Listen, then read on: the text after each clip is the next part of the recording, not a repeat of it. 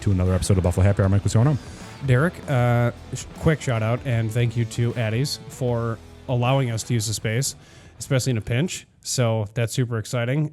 If you need any wine or liquor shipped right to your house, if you live in the state of New York, feel free to go to the Addie's app and purchase whatever you need. Use BHH at checkout, and they can ship it right to you. But quick, we'll start with a cheers, and then we'll do intros, titles if those exist, and then we'll dive right into all things Casting Buffalo. Okay. But awesome. Cheers, guys. Cheers. Thanks for being here. Guys. Thank you. Pleasure. So, let's start with introductions. Hello, everyone. My name is Peter Johnson. I am a co-founding partner of Casting Buffalo. So I'm a casting director and actor as well. I am Kyle Mecca. I am also a co-founder of Casting Buffalo. We are 2/3 of Casting Buffalo. Yes. Harry Lipsitz is not here this evening. I am a casting director as well as a director. Nice. So let's start from the very beginning. You already said you're an actor. Nice flex. So For sure. how did you guys start? Like, what was? Of course, everyone loves movies as kids, so I'm assuming it starts there. Oh, yeah. I mean, for me, I've been obsessed with movies since I was little. And everywhere from, like, the horror genre to action, adventure to Back to the Future and Raiders of the Lost Ark. And I was always about storytelling and wanting to tell stories. And when I was about 10 years old, my dad won a video camera from his Christmas party. And instead of doing anything with it, he just handed it to me. And I said, okay, let's go, And it was me and about 3 other friends throughout the next probably 6 years, especially hitting the summer. We just shoot everything. Nice. We don't, to improv, to just coming up with quick stories or just what we're doing. So it's kind of like doing like the viral vlogs before even knowing what vlog was. Before Vine existed. Yeah, and we're only like 10, 11, 12, 13, we used to shoot like westerns to comedies to just all over the place. So I've always been obsessed with it, but I love the aspect of storytelling. So I started writing, creative writing, and started doing short stories and scripts, and eventually came to the idea of like, all right, well, what do you want to do for the rest of your life? And going to enter college, and it was like, okay. And gratefully, I had 2 parents that are very, very supportive and said, listen, the hardest lesson that we learned is that if you don't do something that you absolutely love, like it's going to be hard for you. And so they said, go for what you want to do. So I went to Buffalo State College for the Television and Film Arts program and jumped into that and did 4 years in that program, which had an amazing area of learning my weird, is which I say, is like learning the fact that everything that I enjoy is actually what other people enjoy, and you find your own group and kind of expand from there. And we started making films, and I met more people and networked and met more people, and then eventually graduated. And when I graduated, I didn't know what to do. Do I go to New York? Do I go to LA? Atlanta just started around there. And really it was like, okay, well, I don't really have the means to make a total move. Do I do it? And a friend of mine, Brandon, who was in the media production department, said, hey, why don't we just make a feature film? And I said, what are you, nuts? And he's like, no, seriously. Like we've met these amazing, talented people in our area who have a camera and equipment, and we've all been shooting short films together. Like, what if you just write a 90-page script and we find a way to get the money and make something here in Buffalo? So we did it. In 2014, we ended up raising over $60,000 on Kickstarter, and we made a film called Dwelling, which is on Tubi. But we made a film. And it got distribution through Sony Pictures Entertainment and one of their subsidiaries, and was like a Walmart exclusive. But then after that, it was like, okay, what do I do now? Right?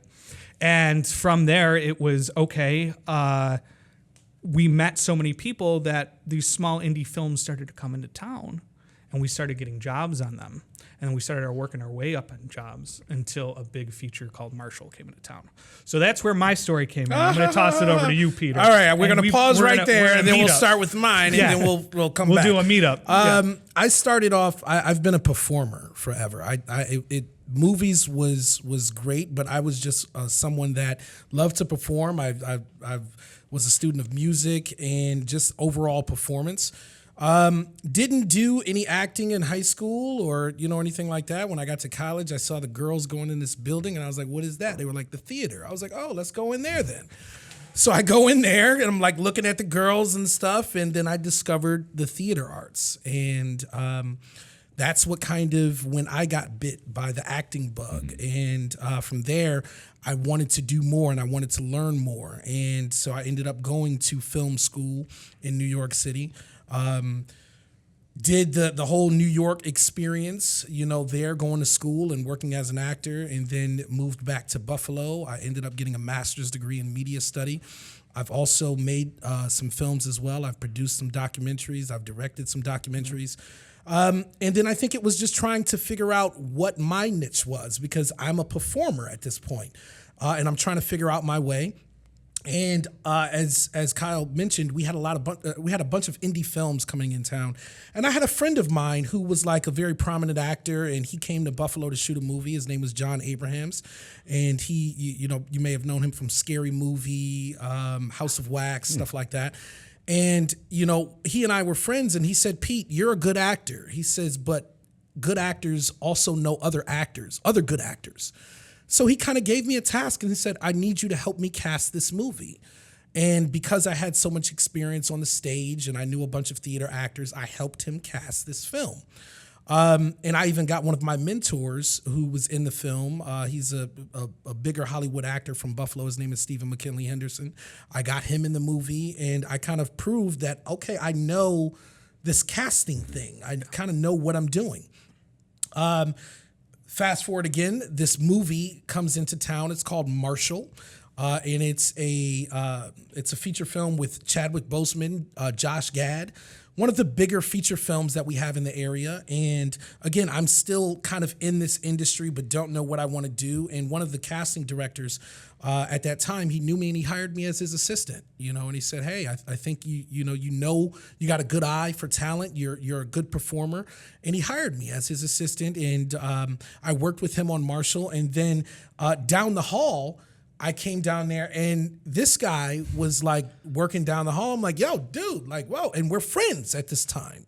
We've worked on other movies together. My buddy, again, John Abrahams, who had this movie, I was working in the background casting portion, and Kyle was also an AD on that movie. Mm-hmm. So we got a chance to work together. And if anyone knows the kind of the protocol of film, casting directors work with the assistant directors. Yes. So I was working with Kyle while I was casting this movie, so we developed a friendship.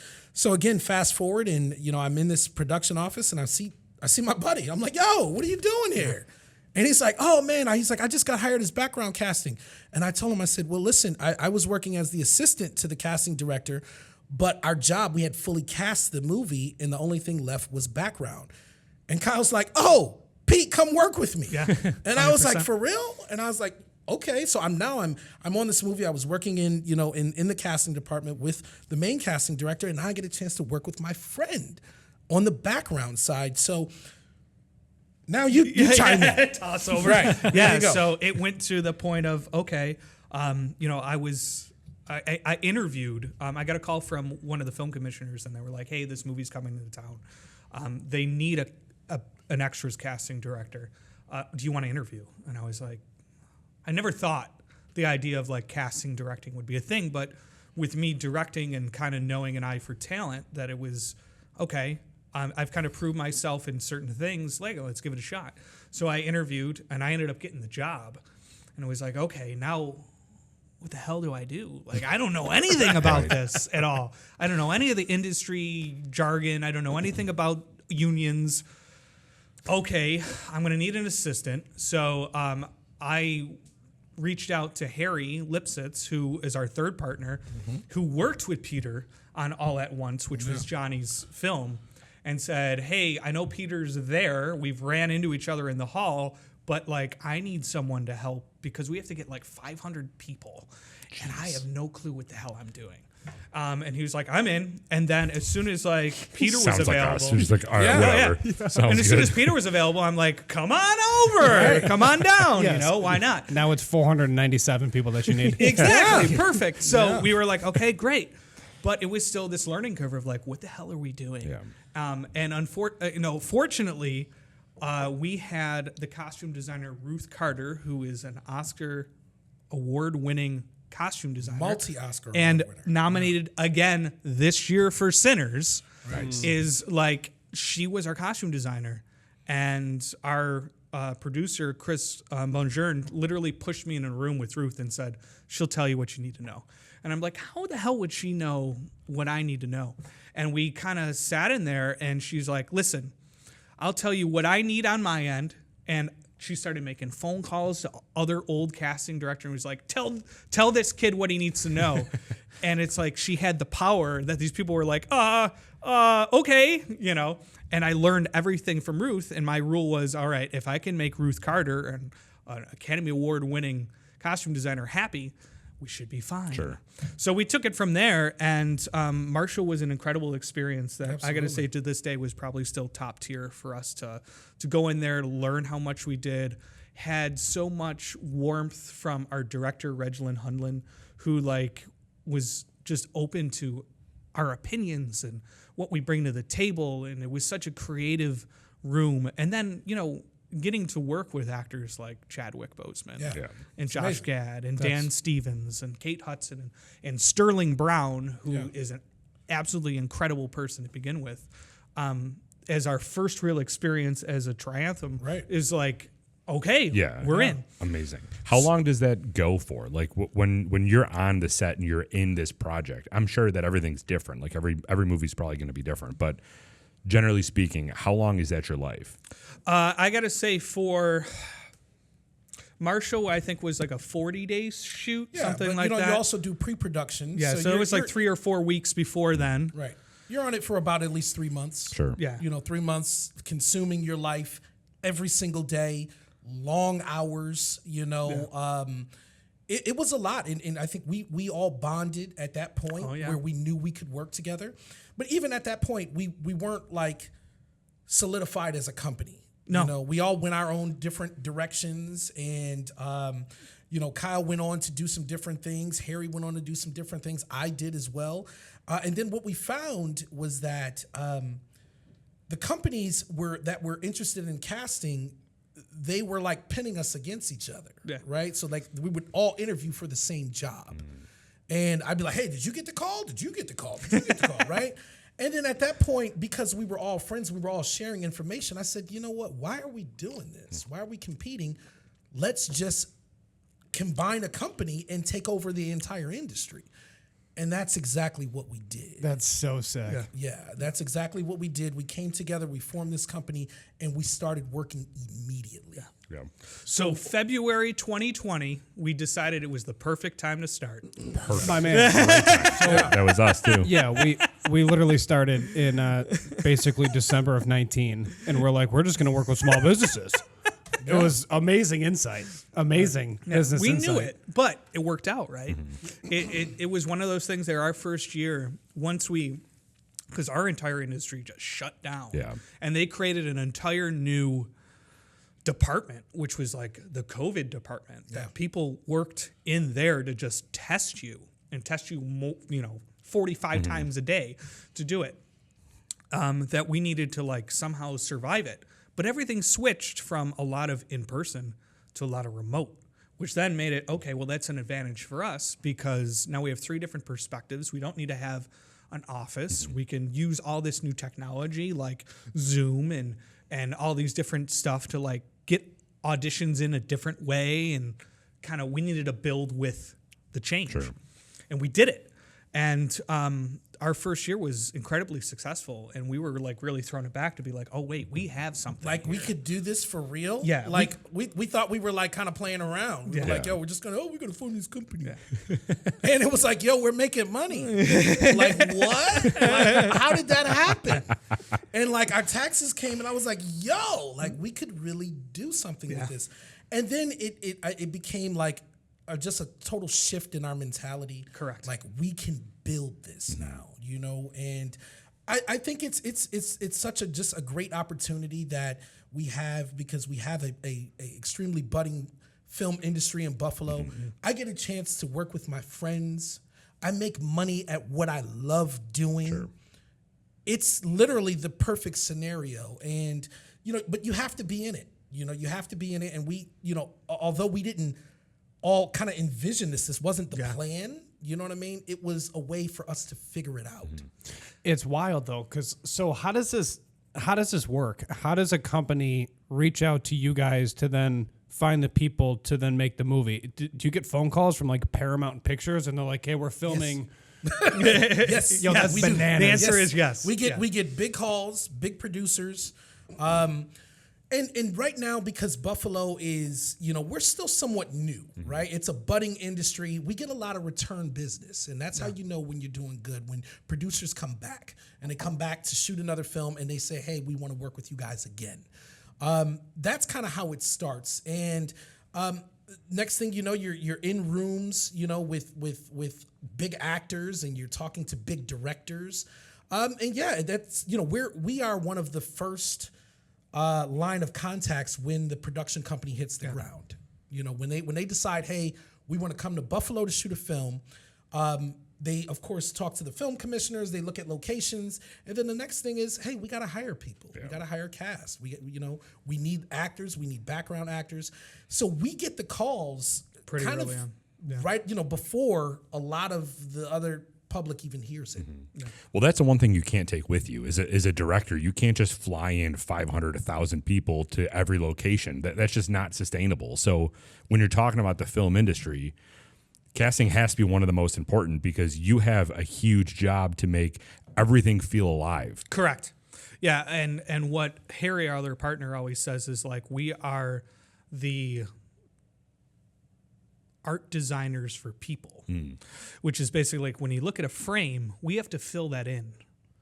And that's art itself. 100%. You know, and it's a really hard task, but it's also a collaborative task. We need to speak to wardrobe and makeup and our director and read that script and know what direction and tone we need to bring to in the mood. And we have to just paint that photo with our people. And it's an incredible thing that we've quickly got proud about because it was something that we just didn't expect us to fall into. And then, bam, you know, this is our life. Mm-hmm. So what is are you hearing the elevator pitch of the movie from Paramount, for example? Like, do you have access to a table read of a script beforehand? Because I feel like the table read would be after the casting is done. That's a good question. It's a great question. I think that we're privy of getting the scripts. And here's the thing. Now that we've been in the business, we have other relationships where now we're kind of in some of the pre-production processes, you know, before people are cast, you know. But I mean, right now we're getting the scripts when they're ready to shoot. You know, when they say, hey, they're greenlit. When they're greenlit, they got the money.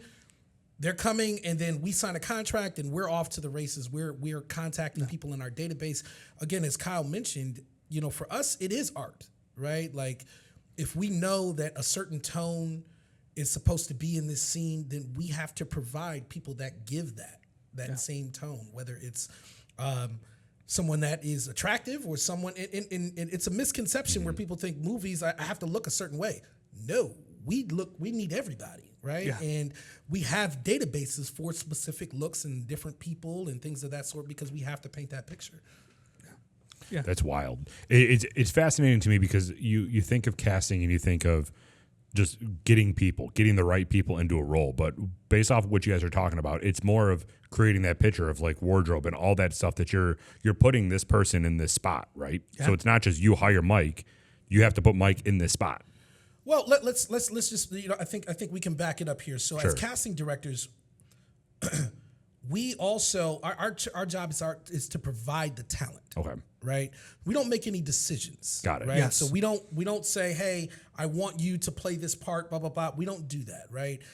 All of those things have to be approved by a producer, by a director, by the network, or an agency or whatever. Everybody has to sign in off that. All we do is bring them the options and the talent and say, hey, and that can vary, right? Whether it's a background job, because we also cast leads, we'll cast, speaking roles, we cast all of those things. And what you see is a different dynamic on that. Every director sees something different. We don't have the ability to be able to reach into that director's head. So we provide the options and say, hey, who do you see playing this, right? And then it's going to be based upon how good is this person? How believable are they? Do they have the look that the director wants? Do they match up in a camera frame with the co-star, with the other person, right? There's so many different elements on how a person will actually get cast. Yeah. So we supply the talent for that to happen. Sure. So if the easiest example in my head, you're gonna rip me for it, is Disney reaches out to you and says, "I'm trying to find Rapunzel. Correct. So I need a female, blonde hair, blue eyes, that's 5'4", 105 pounds," and then you're like, "Got it. Here's 70 people that fit that." Correct. You decide who you want to be. Yeah, absolutely. That's it may not be crazy. that much, you know what I mean? Because, they don't want that much talent. But here's the thing, because now there is an expertise that we do. We also have to Well, because there's going to be 5,000 people that drop their apps. You know, it's like, here's my application for that, and you're like, all right, Disney, here's 50. And then you can do your own vetting process. We've already vetted 4,000. But then on top of that, you have to think, okay, character. So now you have all these different type of looks and feels. But now it's like, okay, but we need someone who presents, who's very headstrong. Yeah. Who's someone who's adventurous, someone who wants to, I'm going based off of your Rapunzel type thing, and so we need to find an actor who brings those traits to the table too. So not only is it the physical, it's the mental. What are they bringing to the table? You're just making this enticing. I want to start helping. It's crazy. I'm just going to start walking the stores. And you're like, you're coming with me. Well, our partner Harry does that all the time. Right? Like, he'll look at somebody and he'll be like, yo, if we ever need this type, I'm gonna go this person. Just subtly taking a picture. No, he'll approach people randomly and be like, hey, this is what we. Oh, that's cool. And he has that personality where it's like, you buy it right away, that it's like, oh no, he's legitimate. This is what he does. Yeah. Well, if he ever needs a D3 athlete with knee issues, I'm I a got guy. you. And crippling anxiety, that does. Hilarious. But no, that's kind of the world that we live in, is just like all these choices and us taking, a breakdown or a script, and we have to find those choices. And sometimes it's extremely hard, especially when they're like, okay, well, we want it to be local, and we want it to be local too. Yeah. We wanted someone from the Buffalo, Western New York area as much as the next person. Sometimes it's not possible. Right. Because it's, the example I try to give to people is when you read a book and you find a character, even if it's a supporting character, you mentally give this person a background, a look, how they walk, how they talk, how they speak, you know what I mean? Like all these things. So if you were the director of this picture, that's how you envision that person. Yeah, 100%. So now you're looking for that person. Yep. And but here's the thing. Then you come to Buffalo, right? And you're looking for that person. You come to Buffalo, and that person could be like a specific ethnicity, a specific height. But then geographically in Buffalo, do we have a lot of people in that ethnicity, in that height, Exactly. in that, it's now I'm like, where are we gonna find this person? Or it's our gosh, job right. to look at the essence of that character and say, why don't you try this person? Why don't you try this person? Right. What if it was this and not that? So I think that's what's happened to the author of Reacher. She was like pissed when Tom Cruise got the role, and she's like, "That's not Reacher." Right. And then Alan Richardson got it, and she's like, "That's Reacher." Right. And then Jack Carr said the same thing about Chris Pratt. Chris Pratt with The Terminal List. And he goes, that's exactly who I thought it was. And I'm a fan of his books. And I'm like, really? Because to me, that's not who I thought. Wow. Like, and I saw it Who differently. would you cast in that role? Now you get to become us. Yeah. Who would you put in that role? They're vetting Yeah, you now. yeah. So, quite honestly, it's the girlfriend. In season 2 of Terminalist, that's about to be on Amazon, they brought an Asian woman to be that role. I did not. Didn't see that. Absolutely had no idea. I read and I heard her voice because I read books and I listened to the books too, depending on the book. And I'm like, that's not an Asian woman to me, like at all. Like the way she moves, everything she does in her role. I thought it was going to be kind of similar to the woman that played the Intel asset from Zero Dark 30. That CIA chick that found Bin Laden. I was like, that's that kind of character in the Terminalist. And then it's like, oh, it's this real dainty like Asian woman, and I'm like, I don't know if it is. Yeah. It's just a weird. But you got to think as a director, that would be your vision, right? Yes. Like every director will have a different vision. But to his point of saying like, what if you did this? Yeah. That's a crazy angle, and that takes stones to ask a director because it might be. That might be Clint Eastwood as a director. That might be Spielberg. It shows you how subjective art is, right? Which This is art. Yeah, all this of it is is a big art. door that we just opened. And it's all art. So like trying to get people to actually understand that like everything is subjective. It's subjective to the people who are creating. And our job is to, one, make sure that we're achieving their goal and who they're trying to cast, but also to bring options that they might normally not think of. Yeah, outside the box, and you got to think if a role has something that doesn't have, let's say the director doesn't have the vision. It's open ethnicity. It could be open gender. At that point, the director's looking for who I can believe. Now it boils down to the acting. Who are you? Are you in what you bring to the table, right? Yeah. How are you gonna sell this character and make your version of this different than everybody else's? So that's also when it gets tricky. When we don't have any direction and the director's like, oh, yeah, the receptionist can be anybody.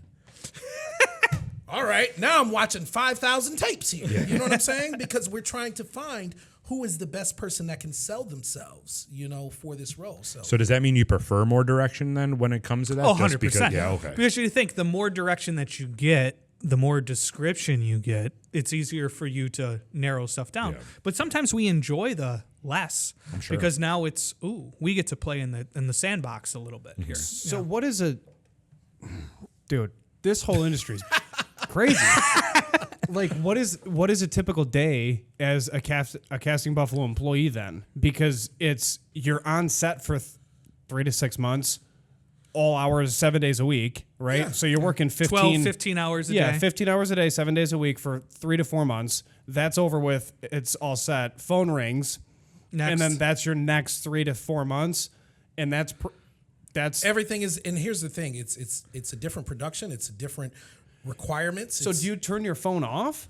Like, God, hey, I we're wish. on a project, we're all set. Like, God, we I can't do wish. multiple Listen, projects man. at once? Maybe from 1 a.m. to 4 a.m., but that's it. How many projects you guys have?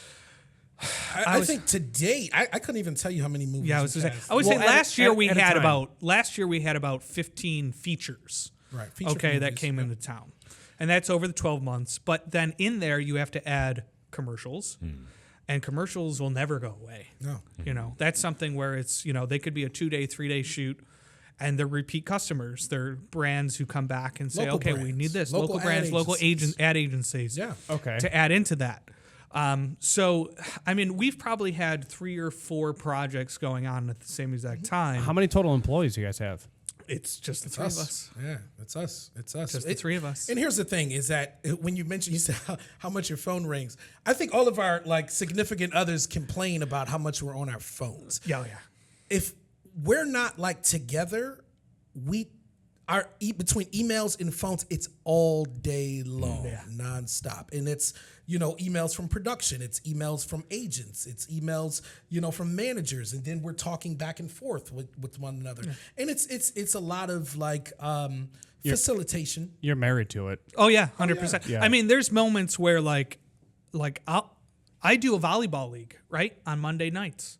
And we had a film in the fall in which it's like my volleyball game was at 10:25 at night. And we got an email at like 9:30 looking for a stand-in for someone who was actually a child.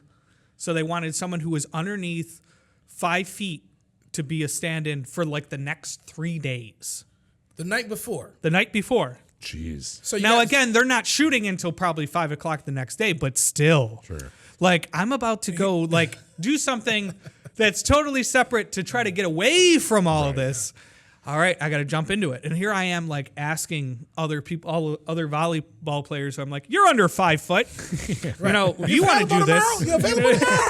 What are you doing want tomorrow? to do this? Yeah, It turns into this whole entire parade Sure. of just, like, trying Did you to, fill that? Yeah, We 100%. always do. We did it. We always do. Yeah, we got it. We get By 11 o'clock, I think we had it. Yeah. We always get it, and I think that's, what we tell people all the time is that, when you want to be in the industry, the best thing to do is be available, right?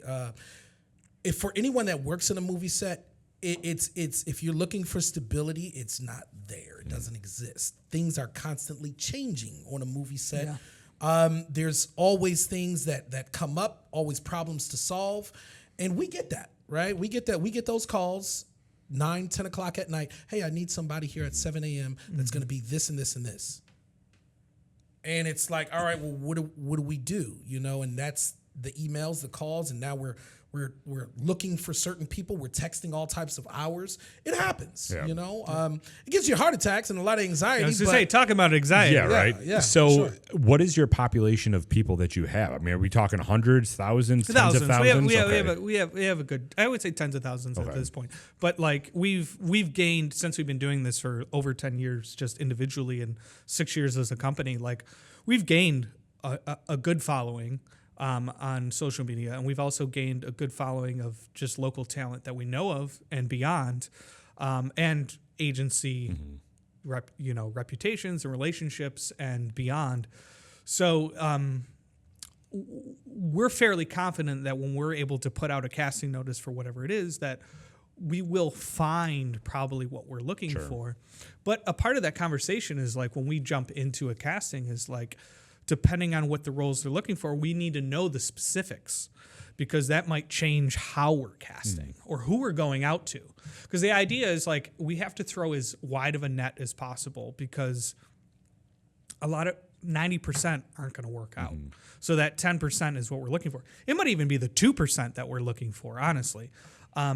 But for our goal is to just like try to have as big as a pool as possible to pull from. And then you got to think, so, when you're in this business, especially like a lot of actors, they may not have representation, so they seek out companies like us. Now, we are what's called an independent casting company, which means we don't represent any talent. None. So which means the average person can submit to us for a role, right? Like, you don't have to have representation, you don't have to have experience. The average person can submit, they can see our casting notice and say, hey, I want to try that. And if you have some talent, you have the look, you might get it, right? So like, we're different than a lot of the other companies. So which means it's also talent from out of town. They find us. Oh yeah. Oh, wow. You guys are casting a movie in Buffalo. I want to come and I want to be a part of that, right? So they'll submit to us even if they're out of town, right? Because we're independent. We don't have a specific group of people that we submit every time. Yeah, we're not tied to anyone. There's no contracts with people. We're not like tied to someone to try to go find them. Our goal is we work with the production. So the production that comes through or an agency that comes through that we're hired for, our goal is to just fit those roles. So whatever that is, we have to fill it. So we get to be the middleman between agencies and other talent and non-representative talent to try to give them the opportunities as much as we can to fill those roles. I'm so glad you guys reached out. He sees movies in wild. his future. In No, his not future. not even that. It's just this is such a nice change up because it's such a different industry that we've never been in. Yeah. And we've been doing this for close to a decade, and we've never sat down with this actual Yeah. business. It's awesome for us, And it's happening in Buffalo, right? Yeah. That's the cool part. The interesting thing though is like when you put out a casting notice online, how many applicants do you even get? And like with the three of you, I mean, how do you even siphon through all of those people? Just look at headshots and you're like, nope, and just go through the list. Well, again, it depends on whatever. Like, yeah. yeah, It's kind a of. process. Basically, It's it's a a process. process. Here's the thing. But we have to know what we're looking for. Yeah. So it depends on what we're looking for. yeah, here's the thing. If they're telling us 6-foot guy, beard, Caucasian, it's like I'm looking, I'm like, hey, Yeah. if you're not that, you immediately to the side. I'm looking, right? But then it's like, okay, we'll ask people to submit resumes. Now, the resumes to us it's interesting to some point. Sometimes we'll actually consider them big time because it's like, all right, I want to just see, do you have experience in front of people? So even if you had on your resume like public speaking or podcast or whatever it is, like, okay, I'm interested. Are you following directions on what we want you to submit? That's huge. If you don't follow the directions, I don't know if that's going to be, if you're the next person. But then we'll give shots to just people who we just look at and be like, all right, Yeah, let's see. let's see what they give us, and sometimes it happens, you know what I mean? But then it comes down to like, we get choices now. Sometimes these productions require auditions in which they have to take writing and actually audition and say the words on the page. And some are just like picture picks, which is like, send me the headshots and the full body shots and we'll choose based off of look only. And then our recommendations of they'll be able to perform and take direction for what you need for. Right. That's where the resumes will come in, and a lot of commercials will come in. They'll just say, "Hey, we just send us photos of people," and we have to also be confident enough that when you get to set, you're going to know what you're doing. Yeah. But I think that a part of our process when we get submissions, let's say it's a movie. Let's just speak one role. You're going to get 500 to 1,000 submissions for one. So here's the thing to put in perspective. How difficult the industry is because you're competing with, you're one of 1,000. You know what I'm saying? Oh yeah. It's not, you're going to hear more no's than you do yeses, just because you're competing with so many people. And as casting directors, we have, I can know within 10 seconds if you can act. Sure. Your audition.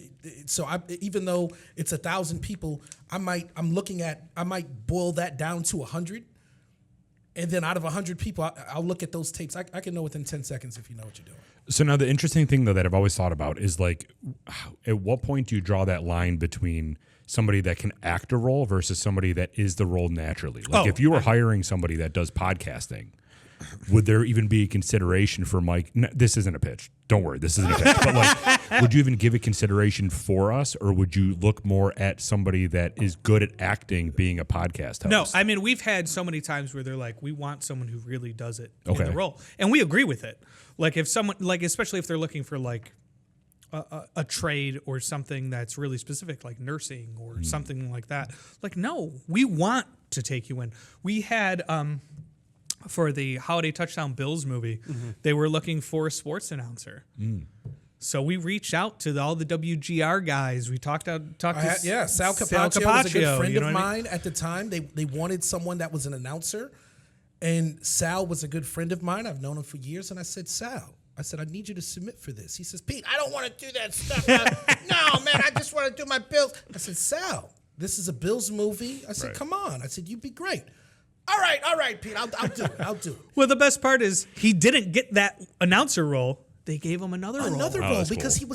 he was believable. Yeah. And here's the thing is that he lives it too. Absolutely. That's why it's believable. Absolutely. Now here's the thing is that every person is different. You don't have to have the training to be able to connect with the role and just be it. Yeah. You just have to be able to relate to that role and that character. And that's the toughest thing to try to teach people who are interested in acting, right?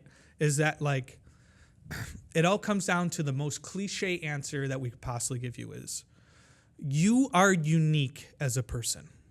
As soon as you throw your uniqueness out the window, you lose all credibility. Well, there's so many actors and actresses that have came right out and said, I'm glad I got this role, but it's going to be really difficult because I now have to react my actual childhood. And it's not always a good experience. And they're like, that's why it's so believable, because I'm just reliving it. And you just like, you know what I mean? Because you'll see unbelievable films and you're like, wow, that was awesome. And then like 3 weeks go by and then the full backstory comes out and you're like, dude. And there's other times where they like, I can't do it. Like it's too personal. And that's gotta be tough from your perspectives too, because then you found the right person. It's the exact fit. It fits everything. You could go on to the next task and it's like, oh wait, they just bailed. It's like the Ravens and Max Crosby. Here's the thing. You'll hear an expression in the business. The best actors don't act. They just are. They be. Right? It's whatever this person is. If I can connect with it and I know that and I can relate to that experience, I'm just going to be in it. Yeah, Tommy right? Shelby. There you go. Right? So like you're just in it. So yeah, it's just one of those things, and you can tell when someone's acting. 100%. It's so quick. It's so I'm like, oh my God, he's acting. He's acting. Look at him. It's terrible. Yeah. Just like a salesman, you can always tell. 100%. Come on. Like it's the best. You're talking too fast. Hey, you don't want me to read between the lines. You don't want me to see the fine print. Stop talking so fast. No, and we do got to say it is a lot easier than you normally would think. Sure. You know what I mean? And that's because I was gonna say let's line them up. So this way, it's a lot easier than you think to come in, because you have to think there's so much of a horde that comes in, and then narrowing it down, there's certain things that eliminate other things that narrow it down to even smaller and smaller and smaller. But one of the examples I always try to give is like if the audition is for a really stern doctor, okay? As soon as I said it, I bet you in your head you went, I know exactly how I'd play that stern doctor, right? I know exactly what I would say. The problem is I bet 100% you guys thought the same exact way how you would do it. So then I would sit there and say, no, throw that idea out the window, and I want you, as you, to play that doctor. Because that's an interesting point. Yeah. Is that what you did? Did you think how I would play that role? No, I thought immediately the stern doctor from Scrubs. That's where my mind went. I thought of somebody. See? I didn't put myself in that You role. didn't put yourself in it, right? I thought of somebody else. All right. Dry red eyes, clear eyes is awesome. That old guy, Dr. What's his name? Ben Stein, Yes. are you talking? That's the role. Yeah. So, but you did it, right? Okay. So now I would sit there and say, okay, so put yourself in that role. What would you be? Now here's other things you can do with it. Throw this yourself in your mind. What if you've already spent working 60 hours a week, you finally got home, got in bed, you got a call to come back to the hospital. You drive 30 minutes back to the hospital, you get in there, and now this is your first question. Boom, stern doctor. How would you approach that as you? Just exhausted. Yeah. But now you have a direction. Yeah. Now I see myself more in that, because the thing is, he's like, I'm exhausted. I got it. 100%. Yeah. Well, because I see instances that I've lived that could relate to that, because I've worked 60-hour weeks and had to be called back to work. And I'm like, okay, now this is relatable to me. Stern doctor. I'm not a stern doctor. I work in cybersecurity and do podcasts. Sweet. But like, I couldn't see myself in that specific role, but since you gave me more direction that's more relatable, I felt an easier way to resonate with that role now. And here's the thing. There's a lot of directors that won't give you that information. So you need to come up with You that got to direction. come up with it. That's right? right. So here's You have to create the story. Come on. Here's another question too, because you said when somebody acts. So when you go to acting school or film school, they're not teaching you how to act. What are they actually teaching you then? Is it To just react. Yeah, they're So- teaching so is you it how, like- how to feel. They're teaching you how to react. Memorize skills, like memorization skills for like table reads. No, here's the thing. Probably more like improv, right? It's to react in the moment. Sure. It's to be present, right? That's what film school teaches you, to let go of all of the inhibitions and just be present.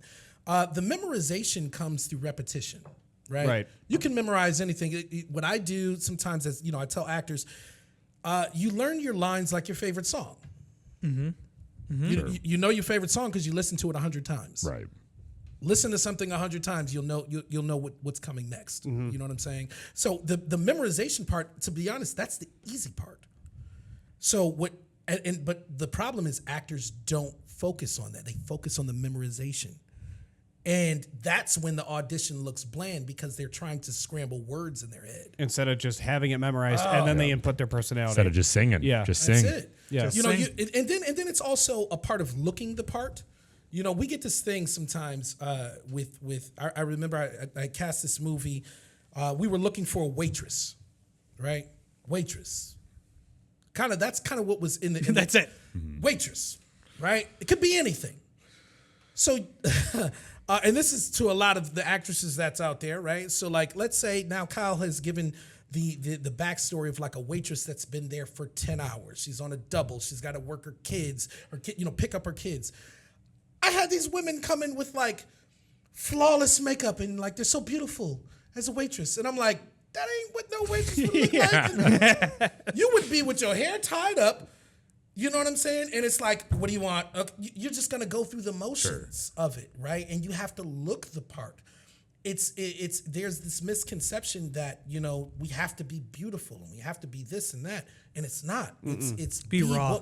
Be raw. Be what we're looking for. At what point does an actor become like a good applicant versus a successful actor? Like in that waitress example, I would think that somebody would come in like looking the part, but understanding and doing research on what a waitress would normally do in that situation. Is that kind of what bifurcates the normal actor versus somebody that goes above and beyond and maybe gets repeat calls back? Do you get what I'm saying? Yeah, I mean, look at the movie Waiting with Ryan Reynolds. Oh, I love that movie Yeah. so much. The waitress is the batshit one, pardon my French, right? Who's just like all strung out, anger issues. She's off the rails. Then you have the college girl. Yeah. And like the waiter is dating the waitress. Like it's a college romance thing. Like that fit the plot. And then you have the one that's just insane that brings the comedy to it. Is that, when they say waitress, is that kind of the thing you're looking for? Or do you want like the Waffle House, South Carolina? It could be. It's based on the movie. And here's the thing: when it's that, I'm going to give the director all types of options. I'm going to give him all those options. That's a good point, because Absolutely. where are we? Yeah. Are we in Buffalo? What's a Correct. Buffalo waitress compared to an Setting. Idaho or Genre. Kansas? Like those waitresses Time are going to look period. different. Now you're thinking like an actor. Man, I love this. You're thinking like a director. You're thinking that because that all of those things, and that's what people when they see the script, they're not taking in consideration, right? They're like, okay, where is this?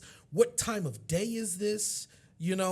If I'm in Buffalo, how would I act? What would my cadence be or my accent? There's a lot of things that play into that. And the actors that make those choices are the ones that we love. Correct, 100%. And sometimes these auditions are so simple. You know what I mean? Where it's just like, oh, all you get is waitress, 30s, 2 lines. 2 lines. Make it come to life. You have to make it come to life. Right. So you have to think of all these things that we literally threw at you and make a choice. But you making a choice will make you stand out. Sure. Yeah, it would probably make you be more appealing because you took the initiative to make that choice. 100%. Which is going back to the whole resume thing and filing following directions. So like if you can follow directions, you're already halfway there because most people do not know how to follow directions. They don't even read the casting notices. It's crazy. We get people submitting stuff late. I'm like, did you see the deadline? Like, what do it's Or it'll be like 60s, and then we'll have like a 20-year-old. We're like, maybe they see me. Interesting. Yeah. And it's like, but I mean, there is also scenarios in which if you feel like you're in the world, but maybe it's just not, there's not a fit for you, but you know that you're in the world and you know that you make big, bold choices and big choices, you go for it. because every single chance you get in front of our eyes, we take tab of that and we go, oh, that was an amazing audition. It doesn't fit what they're looking for, Right. but that was great. So I'm going to file that away for when in the future. And if something comes up that I know that range can fit in, I'm going to reach out to that person. They don't even have to submit. We do that all the time. I'm just going to reach out to them and be like, listen, I saw what you can do. I saw your range. I saw what you brought to the table. Do that for this. Or it could be within the same film. You know, it could be something where we're turning around and we're like, oh, like that doesn't work for this, but it can work for this role. Yeah. Sometimes we have the ability to do that. Sometimes the director sees it and goes, oh, Yeah. I want this person that read for this, have them read for this. yeah. That's cool. Because they'll see that, Yeah. right? And that's the advantage of like of being yourself. You may not get the role you want, but they recognize something in you, and now you're in the movie. So are you recording all these Oh, yeah. for and then sending it to them with like these are my 70 applicants. This is all of their audition tapes, and they can make those decisions. So we're not at that stage where there's like cattle calls and we're taping people anymore. We are in an era of what's called self-tape auditions, right? So and let me just say this, like for the actors that are listening, it's an art to that, right? You got to know what you're doing in that self-tape audition, you know. And that's again, as Kyle mentioned, you know, a thing as of post-COVID. The movie industry figured out, oh, we can still cast movies and we don't have to be there with 1,000 people outside, right? So we can do this. And so now this self-tape audition, so when you see our casting notices, it'll be, hey, this role is available, create a self-tape audition with these sides. Got it. And then we get that, and then that's what we review. That's interesting because my whole perspective is like from The Office when Andy goes and he tries to audition for that and it's just Clay Aiken just roasting him and it's like, all right, sweet, I'm never doing that in my entire life. But so it's all some of it's self-tape. Most of it. Okay. I was going to to say it depends on how large the production is and what, if you're a principal, if you're supporting, where it is and where you're at. If you're in New York and LA, or if you're looking for like sitcom, you know what I mean? There could be stages. Mostly in Buffalo. I don't think we've had an in-person audition since before COVID. Wow. It's been a while. And like, that's Would you not prefer it though? 100%. Yeah. I would 100% prefer it because you get to gain a connection automatically. 100%. And then I get to turn around and go, all right, try it again because I saw something. Try it again. Give me this. Right. And then I get to see if they take direction, two, can they deliver something different? Well, and going back to what you said earlier about performing in front of others, I feel like there's a big difference between right away. performing in front of a camera versus not. So in a way, technology has helped us, but it's also hurt us 100%. in a lot of ways because you have to think when you're stuck in front of a person, you got one shot. Maybe you'll get two, but you got one. When you're self-taping, you can 10 take seconds. as many. Well, you have 10 seconds, but 10 you can take seconds. as many takes as you want. Right. Sure. And now you better remember that take that you did and how you brought it to the table because if you get that role, we want you to perform it that way. Sure. Yeah. Man, that's crazy. It's So much to it. You thinking about a career change? What are you thinking about? Basically, he's thinking about it. It's like, man. I had personal story that nobody cares about. I had one legitimate opportunity to be in a play, and it was in college, and it got canceled because You and I had a little bit of a thing when we first started. We'll get to it off air. All right.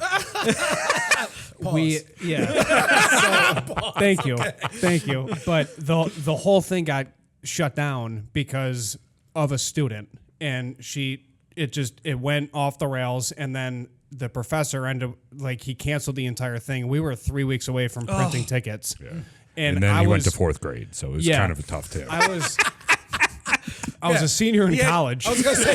Okay, I was a senior in college. He was held back a lot. That's what I keep on hearing. Right, 100%.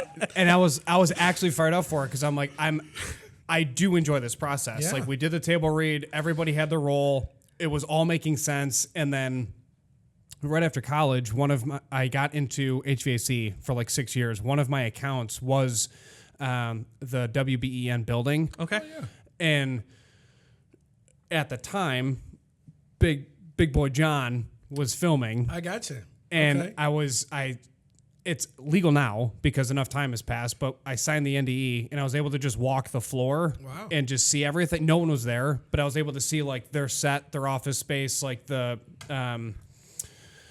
sand table basically of like, this is what the shot's going to be. And we're going to shoot it from here. And then we're going to go outside and actually do it. So I could see that, like the miniatures. And it was just really cool to see the back end of a movie because you never see that growing up. It's just, here's the final product.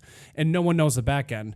Like before we started filming, we were talking about the conversation that Matt Damon and Ben Affleck were having about Saving Private Ryan and the actual production shots that they were using, the shutter speed, all of the different colors that they were putting into the shot. And I'm like, that changes the movie. Like when you know that, because then when you go back and you see it and you're like that, to your point, like, yes, that's art, but you're literally recreating something. And then guys, our grandfathers go see it in theaters and they get up and leave. And they're like, I can't, it's too realistic. Right. Like it puts me right back on Omaha Beach. Like I can't be here. Sure. And they just leave, and like, it pays credence to the respect that the professionals have to the craft. But at the same time, when you have that type of reaction, especially for that kind of a movie, it's twofold. It's like, yes, I did it. And then it's like, damn, dude, I'm sorry. Yeah. Like, I almost don't want that reaction. Like, I just want you to enjoy it as best as you can. But like, you lived it, man. Like, I can't, like, what are you going to do? Like, that's the worst time of your life. Process, though. You know, for the directors that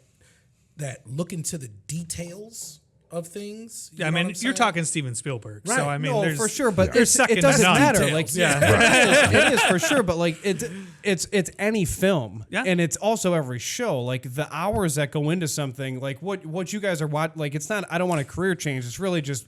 It's opening up the the door of the respect. But if you're hiring, he'll take it. Right. Well, the homework to you would be simple: is like turn on your favorite show, pause a scene.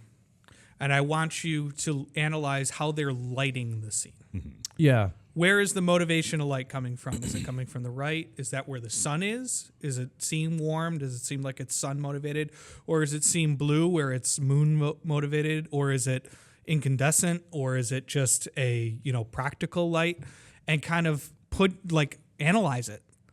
I do all the color editing, and that's all I think about for every single shot. Like, Ozark, completely cool. The entire show was completely blue lit, everything like that. Yeah, we were just talking Landman, completely warm. The entire Texas atmosphere was all warm lighting. That's all I think about with shows now, and it's ruined a couple shows for me because I'm sitting there and I'm like, I know that this has a filter on it. I can't see through it right now. And it's not so much like a filter. I feel like it's just like motivating tone. Sure, yeah, it's how they motivate 100%. Mood and tone because it's like, all right. Where does this take place? What time of day does this take place? Or it's the show The Punisher, and it's just always dark. Same with Batman. But good directors, and Kyle has a lot of experience. He's directed a lot of commercials. He's done some films. And the thing about it is they understand that. You know what I'm saying? Sure. They understand that how the lighting changes the mood for a scene. You know what I'm saying? And how it can lead to a lot of different how the audience will perceive that. So you know what I'm sick. saying? Yeah. So like good directors understand all that stuff. Yeah, like you just seeing a single image is telling you so much of the story without you even processing the scene yet. Like the Batman, the last one that came out with Matt Reeves, absolutely incredible. Should have literally won everything for what it did cinematography wise, because he knows how to light and tell stories and do it practically just through just lighting in general. Sure. And it's such a huge thing to put together. And and that's a big thing to study is like, how is lighting such an impact, let alone production design, let alone what goes on the walls and what goes in front of you and what glass are you using? Why is this flowered? I was going to say, that's only one, when he's talking about the lighting, but then all the other things, that's a completely different department. Sure. What department? does this tell me about my character? That's it. If I own this, what does this tell me about my character? You see that in Suits with Harvey always drinking Macallan 18, because it's a status. That's another department. That's so wild. Whose jobs are they to thought say, about okay, it. let's build. They had conversations about it. Yeah, that's the sweet part. It's all about conversations and collaboration and world That's building. so sick. So if somebody wanted, they obviously have to follow your Instagram, but how can they get involved with the company? Like I don't want to say how can they submit headshots, because I mean they can, but like you're obviously looking for something for every movie. Yeah. So I don't want everybody just to send headshots for every single thing. But like, how can people get involved with the company, potentially be a person in a movie in the future? So with us, it's visiting castingbuffalo.com, following on social media. I would say 90% of the time, we're putting out any casting notice that we have out to the public.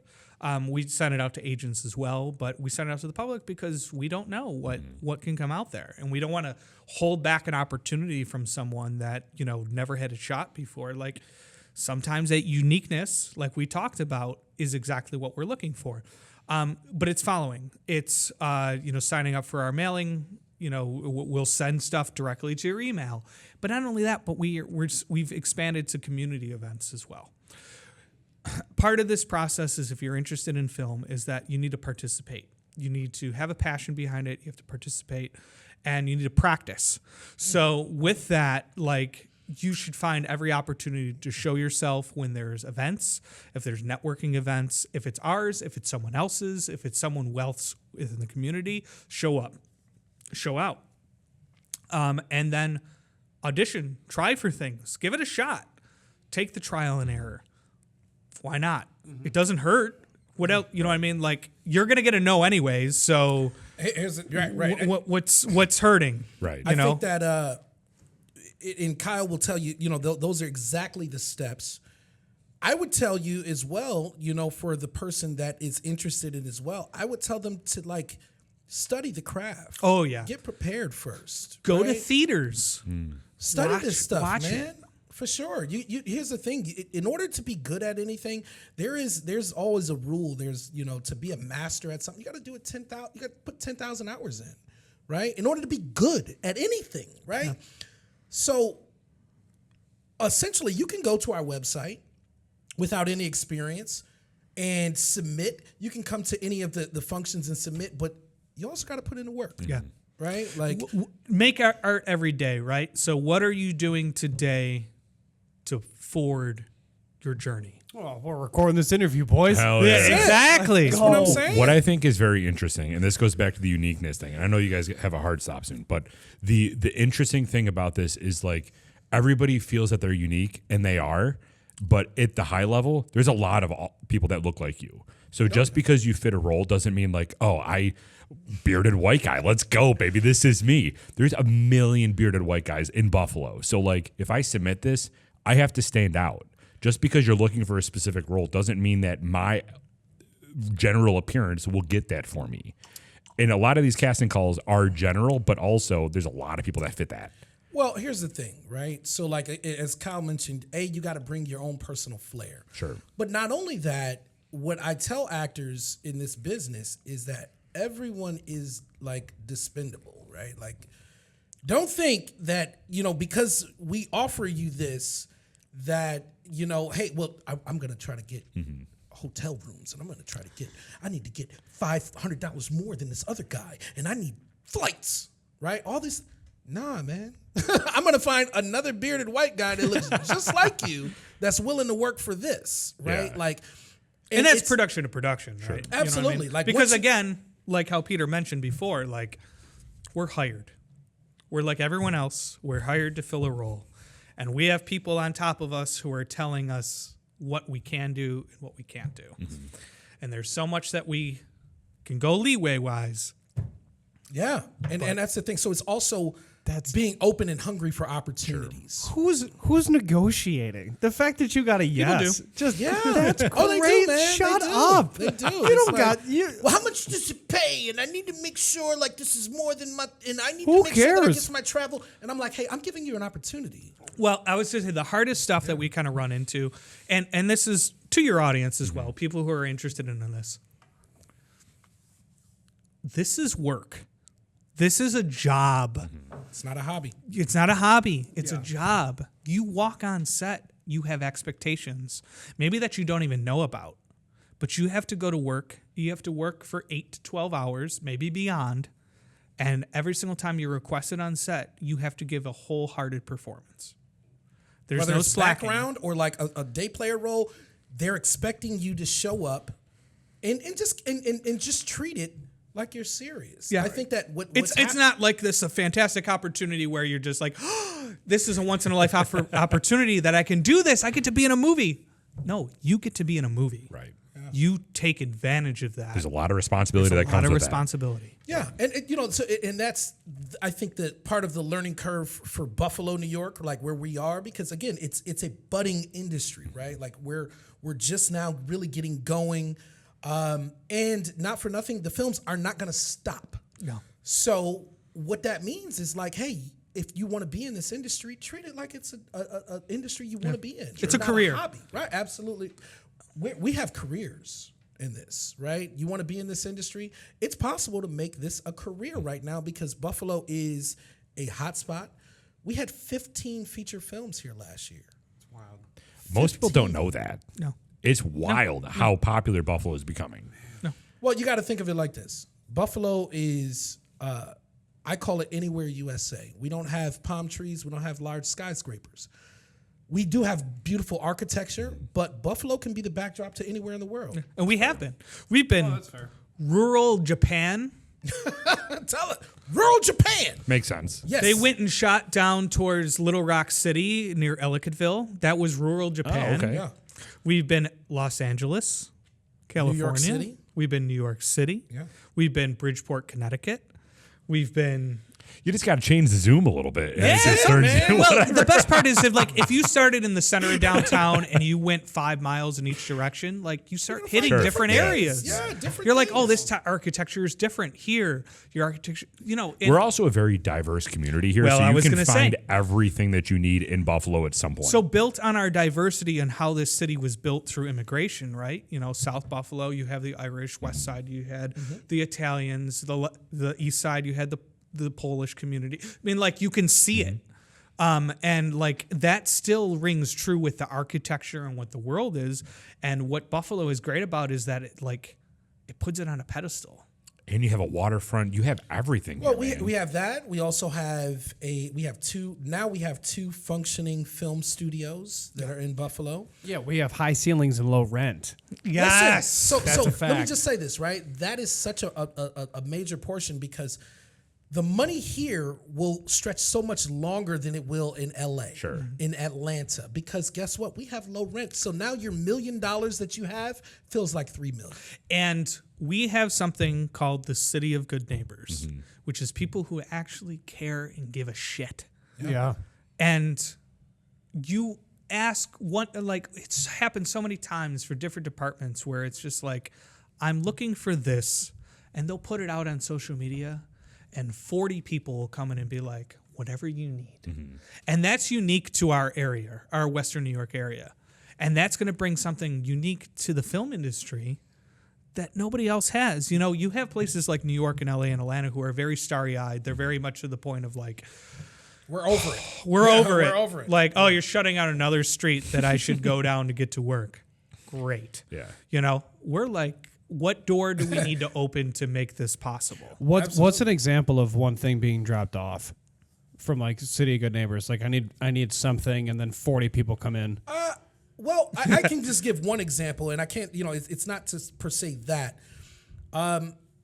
Early in our careers, Teenage Mutant Ninja Turtles came here. Yeah. Shot on the 33. Yeah. So, do you know how hard it is to shut down an expressway in a major city? Yeah. Yeah. They can't do it. They can't do it. Right? With the help of our film commissioners, the current mayor at the time, they were able to come to Buffalo and blow shit up on the expressway. It's never That been is done. wild. That is Never wild. been done, right? Like, these guys are like, oh my God, we get to go to Buffalo and do this, right? Yeah. Like, that doesn't happen in major cities. That is a perk That is of so coming true. to Or something Buffalo. as simple as we have an incredible NFL team in the Buffalo Bills. They're popular. They're good. Hopefully it stays that way. Yeah. And we were able to cast this film for Holiday Touchdown and Bill's Love Story, this Lifetime movie, a spin-off of the Chiefs movie, which, boo. But Yeah. anyways, we opened an NFL stadium to be like, whatever you need. to come in and make this movie.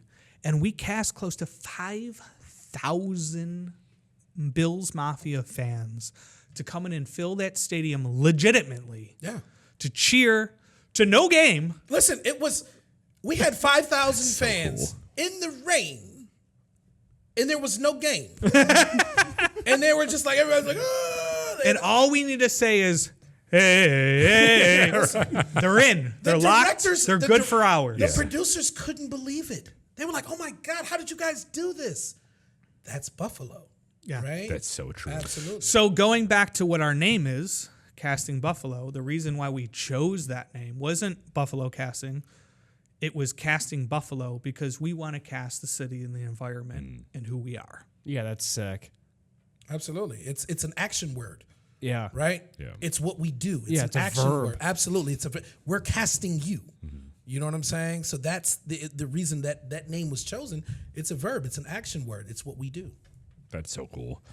So, I mean, we talked a little bit about how people can get in touch with you, follow the Instagram. That it's just Casting Buffalo, right? The Instagram. Yep.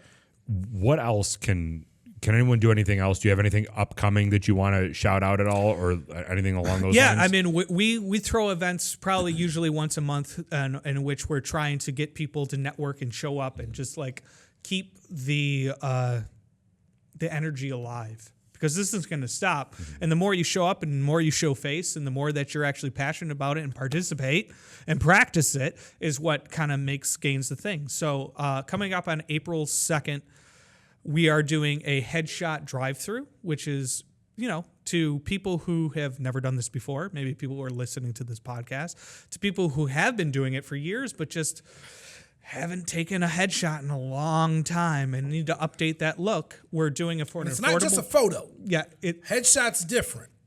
we want to know what you look like through this photo. Okay. It's your essence. Yes. It's who you are. It's whatever attribute that you have, which is the most positive. We want to see. So Yeah. it's not the LinkedIn headshot. It's the We bring in whiskey. right. Like take the fun candid. Here's the thing. Right. It's whatever. That's awesome. And here's the thing. We want to look at it and be like, hey, I can see you as this, and this. Yeah. Oh, that's the next generation Jim Carrey. That's the next Absolutely. generation Alan Richardson or Absolutely. whatever. Yeah, that's cool. It's how you I didn't sell know that's yourself. what it was. And the thing is that, this event is being put together primarily because we're also trying to make our jobs easier. Yes. Like, Sure. we want to integrate with the community. We want community participation, but also it's like, hey, listen, I know you're great, and I need that director to know that you're great. And the photo that you have is okay. So how about you come to this thing, get some great photos, so therefore I know that's a great representation of you, and I can sell you to certain people. Yeah, and That's what it's you for. can go to castingbuffalo.com. We have 3 amazing, talented photographers that you will kind of like. You'll automatically be chosen to who you're going with, but we're creating the same similar look. But it's an opportunity to just get something that you probably haven't done in a while, or maybe you've never done it, to kind of show your essence off to us to have it in the future. And not only for us, but like go other opportunities. If you want to make it your LinkedIn photo, great. It's to really just help this community out as much as possible because we're in the beginning of the year and there's so much coming forward that like, Oh man, take advantage of it. Yeah. Go get this done for you. That That's means so they've exciting. already gotten the phone calls, Derek. Yeah, 100. Yeah. Paramount's calling right now. Listen. I they're seen that coming. watch ring a couple times or buzz a little bit. they're I see coming, what that is. chucking. I'm like, all right, It's all not right, gonna Warner be- Brothers, all right, New Line, all right. It's not going to be any shortage of work. That's going to happen. What our entire motivation is getting people prepared. Yes. Getting people prepared for the opportunities. That's When gonna we come. aren't casting, our goal is to get people prepared. Absolutely. Like Peter said, it's education, educating the lot of people who are interested. Is it, people who are interested in child actors or parents who are like, hey, I want to get my kids into it? Is it people who've never done it before, but always had the inkling of like, maybe I should give it a shot? It's people who are retiring and don't know what to do and want to give an opportunity to themselves. Like anybody can do this. And even when we have casting notices that say like union, that doesn't mean that you have to be union to apply. Anybody can do it. Anybody. It's just saying that that production is union, so you're going to get paid union, you're going to be treated union. Give it a shot. Yeah. appreciate you coming on. I mean, seriously, this is a sweet conversation. I think that both of us were just kind of very interested in learning more about it because it is something that has been growing in Buffalo, and I think that it's a sweet opportunity. So if you're listening to this and you do feel like you want to get into the industry, reach out to them. Go to Casting Buffalo, Instagram, castingbuffalo.com, and see where you fit in. Gentlemen, seriously, appreciate it so much. I think we got to put these guys in a movie. Yeah, I think it's going to happen. I think it's gonna Podcasters, happen. let's go. Yeah, right. We'll make it happen. It's all right. Appreciate it, guys. Thank you. so Thank you much. guys for having us. This was wonderful. Thank you. Appreciate it.